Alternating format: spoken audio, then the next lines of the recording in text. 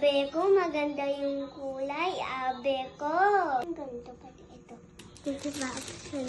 Gamitin. Abe ko, eto na naman si Abe nyo. Abe ko.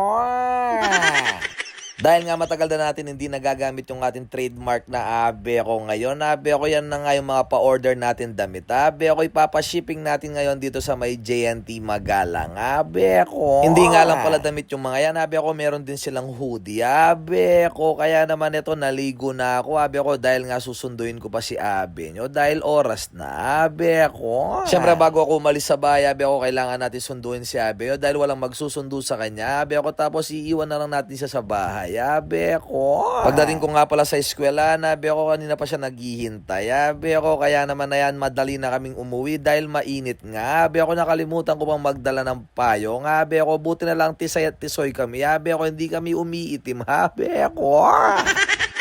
Habang naglalakad nga pala kami, Abe ako, nakalimutan ko, meron pala akong pinipiritong tilapia. Abe ako, madalang na lang akong magluto. Abe ako, kaso gusto ni Abe nyo malutong. Abe ako, kaya ito, tignan nyo naman yung tilapiyang niluto ko. Abe ako. Kaninang paggatid ko kasi kay Abe nyo, tinanong ko kung anong gusto niyang luto sa tilapia. Ang sabi niya sa akin, pirito. Abe ako, gusto niya daw yung malutong. Abe ako, kaya ayan, sa sobrang lutong, Abe ako, nadulok yung tilapia. Abe ako. Kaya naman nagbihis na ako, Abe ko, para kumain na kaming dalawa ni Abe nyo. Siyempre, yung dulok sa akin, Abe ko, yung hindi dulok kay Abe nyo, para makakain siya ng maayos, Abe ko. Madaling salita nga, Abe ko, isang oras ka kung nagpahinga pagkatapos kong kumain. Ngayon, napunta ako dito sa may JNT Magalang para nga pa-deliver na o pa-shipping na yung mga damit na order nila, Abe ko. Tinalang pagdating ko dito sa may JNT, Abe ko, walang masyadong tao, kaya ako lang mag-isa, Abe ko, kaya timano 9:30 agad ako, Abe ko, kaya hindi ako nagtagal dito sa JNT, Abe ako, binalot na kagad yung mga damit na pa-order natin, Abe ako. Ang mga damit na yan, Abe ako, is papunta ng Bamban. Ano pula, Abe ako. Pagkatapos ko nga pala nagpa-JNT, Abe ako, pag-uwi ko dito sa amin, Abe ako, akala ko nasusunog nung nga sa malayo ako, Abe ako, ngayon pala nag-spray sila ng anti-dengue, Abe ako. Kaya naman binidyoan ko na sila, at saka siyempre salamat sa kanila, Abe ako, sa concern nila na iwas dengue, Abe ako. Siyempre nandito na rin tayo, Abe ako, habang nanonood kayo ng mga vlog o video ko, Abe ako. Ito nga pala yung binebenta kong lupa, Abe ako, 850 square meter. Abe ako, located at Bicol, Mabalacat, Pampanga. Abe ako.